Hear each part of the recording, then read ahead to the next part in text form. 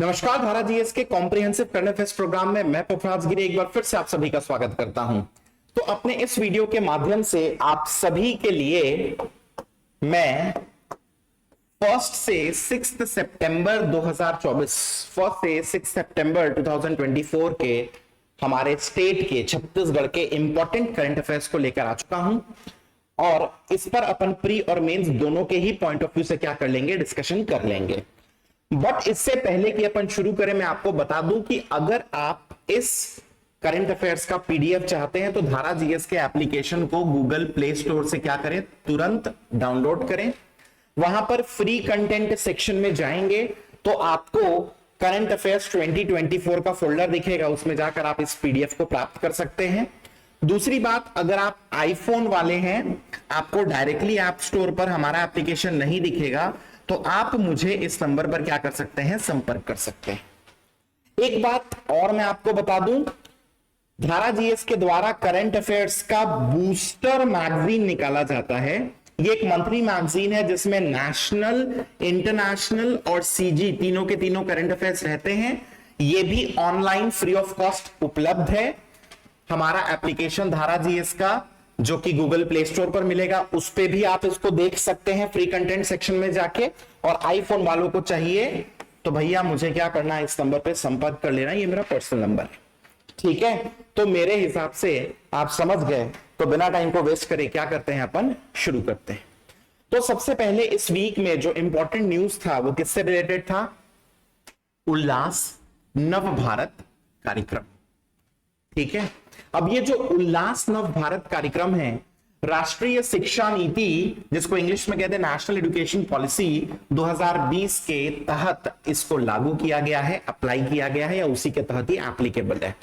ठीक है, इसका उद्देश्य या ऑब्जेक्टिव क्या है, तो ध्यान रखना, 15 वर्ष या उससे अधिक आयु वाले उन सभी के लिए पढ़ने लिखने के अवसर या अपॉर्चुनिटी उपलब्ध कराना जो किन्हीं कारणों से साक्षरता, लिटरेसी नहीं हासिल कर पाए और उनको संख्या ज्ञान जो न्यूमेरिकल नॉलेज है वह भी वो अर्जित नहीं कर पाए। समझ में आया? तो हमने अभी तक क्या समझा है, उल्लास भारत कार्यक्रम जो है यह नेशनल एजुकेशन पॉलिसी राष्ट्रीय शिक्षा नीति 2020 के अंतर्गत एप्लीकेबल है, लागू किया गया है कह लो। उद्देश्य या ऑब्जेक्टिव क्या है, तो 15 वर्ष या उससे अधिक आयु, तो 15 और 15 प्लस ऐसे लोग, जो लोग पढ़ना लिखना नहीं सीख पाए, जो लोग साक्षर नहीं है, जिनको न्यूमेरिकल नॉलेज संख्या ज्ञान नहीं है, उन सबको क्या करना भैया, तो पढ़ने लिखने का अवसर देना इस उल्लास नव भारत कार्यक्रम का उद्देश्य है। अच्छा, अब ये जो कार्यक्रम है उल्लास नव भारत कार्यक्रम, इसके प्रति अवेयरनेस या जागरूकता को फैलाने के लिए और समाज के सभी वर्ग में शिक्षा को प्रोपगेट करने के लिए, प्रसारित करने के लिए क्या किया जाता है, तो 1 से लेके 8 सितंबर तक देश में चलता है देशव्यापी साक्षरता सप्ताह, इंग्लिश में कहते हैं नेशन वाइड लिटरेसी वीक। समझ में आया? तो 1 से लेके 8 सितंबर तक हमारे देश में, राष्ट्र में राष्ट्रीय साक्षरता सप्ताह, नेशन वाइड लिटरेसी वीक जो है उसका आयोजन किया जा रहा है, उसको ऑर्गेनाइज किया जा रहा है उल्लास नव भारत कार्यक्रम के प्रति जागरूकता, अवेयरनेस को क्या करने के लिए, फैलाने के लिए। ठीक है, बहुत बढ़िया। अब ये जो योजना है इसके 5 मुख्य घटक हैं, 5 मेन कंपोनेंट्स हैं। तो क्या क्या है अभी, तो पहला है बुनियादी साक्षरता और सांख्यात्मकता। ठीक है, इंग्लिश में क्या कहते हैं इसको, बेसिक लिटरेसी और न्यूमरेसी, ये इसका पहला घटक है। दूसरा घटक क्या है, तो महत्वपूर्ण जीवन कौशल, क्रिटिकल लाइफ स्किल्स। दूसरा के बाद तीसरा है बुनियादी शिक्षा, बेसिक एजुकेशन। चौथा क्या है, व्यवहारिक कौशल, प्रैक्टिकल स्किल्स। और पांचवा जो है वो क्या है घटक या उसका कंपोनेंट, तो सतत शिक्षा या कंटिन्यूअस एजुकेशन, डबल डबल आ गया है। ठीक, तो ये 5 क्या है, इसके घटक हैं, कंपोनेंट्स हैं, ध्यान रखना, जिसके अंतर्गत इस कार्यक्रम को चलाया जाएगा। मतलब इस कार्यक्रम के माध्यम से बुनियादी शिक्षा और संख्यात्मकता जो है इस पर क्या किया जाएगा, काम किया जाएगा। महत्वपूर्ण जीवन कौशल जो है ये लोगों को सिखाया जाएगा, बुनियादी शिक्षा दी जाएगी, व्यवहारिक कौशल दिया जाएगा और सतत शिक्षा का भी प्रयास किया जाने वाला है। तो ये 5 कंपोनेंट्स हैं इसके, जिसके अंतर्गत क्या किया जाएगा, काम किया जाएगा। तो ये था अपना उल्लास नवभारत कार्यक्रम। ठीक है, अब इसमें से क्वेश्चंस देखते हैं। तो सबसे पहले आप ध्यान रखना, मेंस का क्वेश्चन मैं आपको बता दूं, आप 30 वर्ड्स में उल्लास नवभारत कार्यक्रम को रेडी कर लेना पेपर नंबर 5 के लिए। ठीक है, अब देखते जाना। हाँ, एमसीक्यूज कितने बनते हैं। पहला एमसीक्यू किसके तहत लागू किया गया है, तो एप्लीकेबल है नेशनल एजुकेशन पॉलिसी के अंतर्गत। समझ में आया। एक क्वेश्चन बन सकता है उद्देश्य, इसका उद्देश्य क्या है, 4 लाइन दी रहेगी, आपको देखना है। ठीक है, फिर क्वेश्चन बनेगा नेशन वाइड लिटरेसी वीक, राष्ट्रव्यापी साक्षरता सप्ताह कब से कब तक मनाया गया। ठीक है, अगला बनेगा उल्लास नवभारत कार्यक्रम के कितने घटक हैं, कितने कंपोनेंट्स हैं। समझ गए कि नहीं समझ गए। तो ये 2, ये 3 और ये अगले स्लाइड का 4। तो ऐसे 4 क्वेश्चंस जो हैं यहां पर एमसीक्यू के बन सकते हैं। इसको क्या करना, अच्छे से ध्यान में रखना। ठीक है, चलिए अब आप सभी के लिए एक बहुत ही महत्वपूर्ण सूचना है। सूचना क्या है, तो ध्यान रखना, सितंबर ये जो महीना होता है ये है धारा जीएस का फाउंडेशन मंथ। सितंबर 2023 मैंने और आकाश सर ने, हम दोनों ने मिलकर पहली बार धारा जीएस का सपना साथ में देखा था और इससे लेकर जो चीजें थी वो हमने शुरू कर दी थी। हालांकि क्लासेस जो है यूट्यूब में जनवरी से शुरू हुई, लेकिन बैकग्राउंड में हमारा काम जो है वो सितंबर से चालू हो चुका था। इसीलिए हम लोग सितंबर माह को कहते हैं हमारा फाउंडेशन मंथ। और हमारा जो फाउंडेशन मंथ है इसको हम चाहते हैं कि छात्रों के साथ हम सेलिब्रेट करें, और इसी के लिए हम लोग अपना फाउंडेशन मंथ ऑफर आप सभी के लिए लेकर आए हैं। धारा जीएस में जो प्रीलिम्स का कोर्स है उसकी कीमत होती थी 18,000 रुपए। ठीक है, इसी कोर्स को हम आपके लिए लेकर आए हैं मात्र 4,999 रुपए में। इस कोर्स में आपको ऑफलाइन क्लासेस भी दी जाएंगी और साथ में ऑनलाइन क्लासेस भी दी जाएंगी। ऑनलाइन में लाइव और रिकॉर्डेड क्लासेस। समझ में आया। तो ऑफलाइन तो देते ही थे, साथ में सबको लाइव और रिकॉर्डेड क्लासेस भी दी जाएंगी मात्र 4,999 रुपए की शुल्क पर। ठीक है, डेली बेसिस में एमसीक्यू की प्रैक्टिस कराई जाएगी, वीकली क्लास टेस्ट होंगे, उसके अलावा वीकली बेसिस पे करंट अफेयर्स जो है उसको भी क्या किया जाएगा, डील किया जाएगा।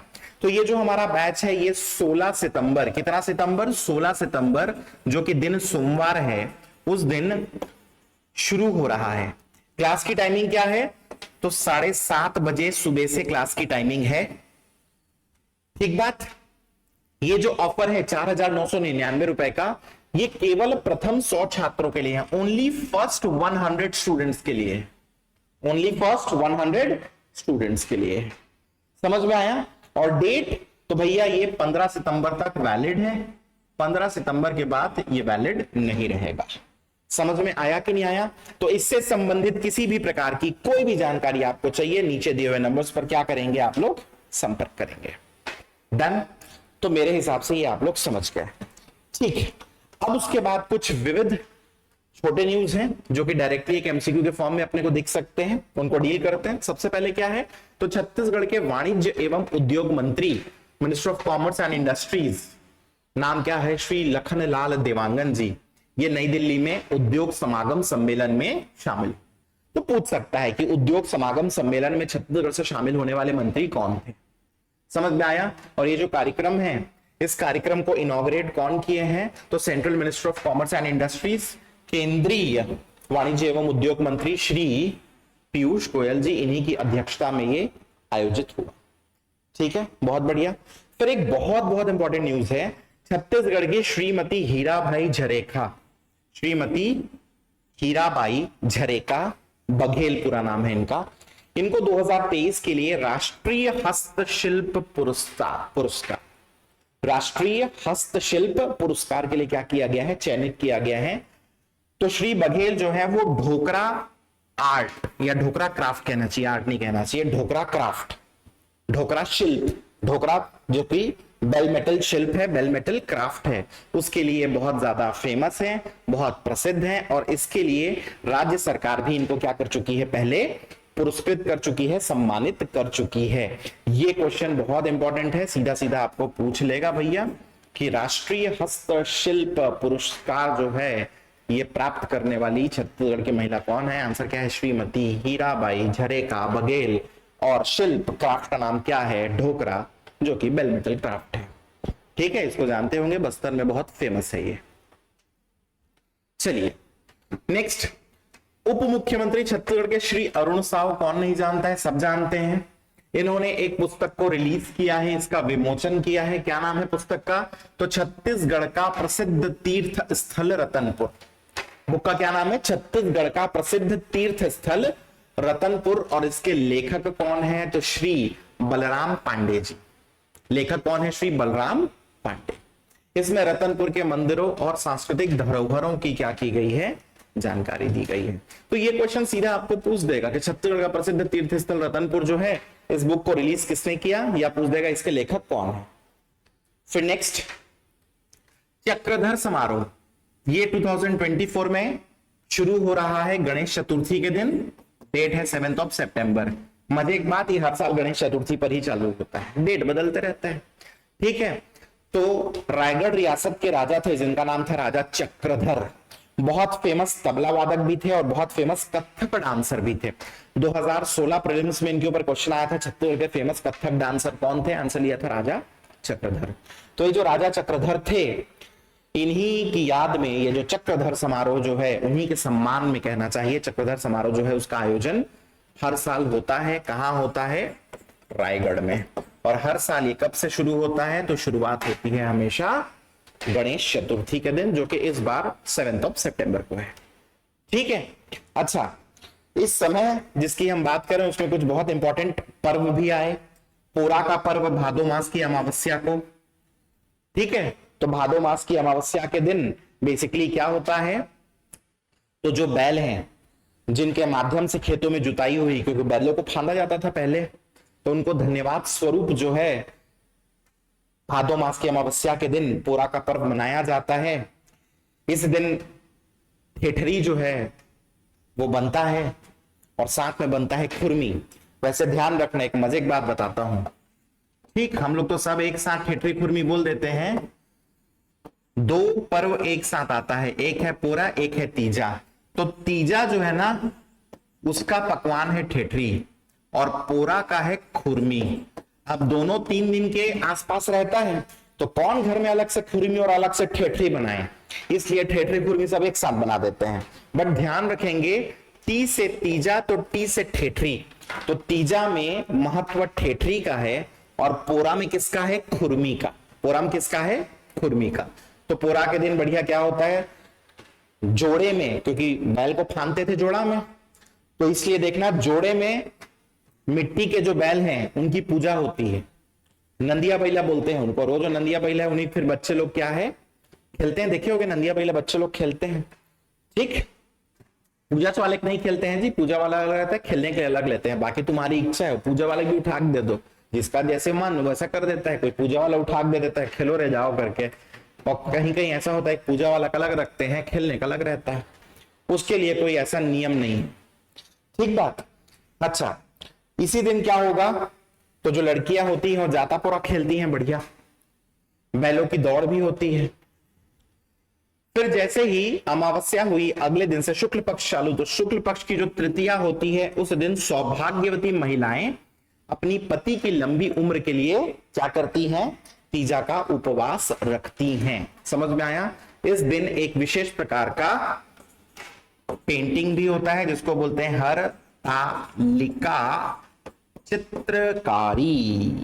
समझ में आया? ये लोक चित्रकारी है, फोक पेंटिंग है। हरतालिका चित्रकारी कब होता है? ये तीजा। ठीक, तो ध्यान रखना, ये 2-3 कुछ पर्व थे। ठीक, राष्ट्रीय पोषण माह, नेशनल न्यूट्रिशन मंथ, इसका आयोजन 1 से लेकर 30 सितंबर तक किया जा रहा है। और इसका जो थीम है वो क्या है? समग्र पोषण। समग्र। तो ये आपको पूछ सकता है कि नेशनल न्यूट्रिशन मंथ जो है उसका आयोजन कब से कब तक किया गया और उसका थीम क्या है। अच्छा, ये तो सीधा पूछता है ना प्रीलिम्स में, चक्रधर समारोह कब चालू हुआ, पूरा कब मनाया जाता है, तीजा कब मनाया जाता है, ध्यान रखेंगे। अब मुख्यमंत्री श्री विष्णुदेव साय इनके निवास पर 2 सितंबर को मनाया गया क्या, तीजा पूरा महतारी वंदन तिहार। समझ में आया कि नहीं आया? ठीक है, तो 70 लाख महतारी बहनों को तीजा पर्व के उपहार में महतारी वंदन योजना की जो 7th किश्त है वो उस दिन क्या की गई थी, जारी की गई थी। तो ये पूछ सकता है कि तीजा पूरा महतारी वंदन तिहार जो है वो कब मनाया गया था, 2 सितंबर को मनाया गया था, डेट याद रखना। फिर एक बढ़िया सी बात है, सक्ती डिस्ट्रिक्ट की जो पुलिस है ना उसके द्वारा एक नई पहल की शुरू की गई है या शुरुआत की गई है, उसका नाम क्या है, खाकी किड्स। क्या नाम है इसका, खाकी किड्स। अब इस अभियान के तहत क्या होता है, जो स्कूली बच्चे होते हैं ना उनको साइबर बडी और ट्रैफिक बडी के रूप में क्या किया जाएगा, ट्रेन किया जाएगा, प्रशिक्षित किया जाएगा। साइबर बडी और ट्रैफिक बडी। और उनका ये जो पहल है इसका उद्देश्य क्या है, तो बच्चों को साइबर सुरक्षा और ट्रैफिक नियमों के प्रति क्या करना, जागरूक बनाना।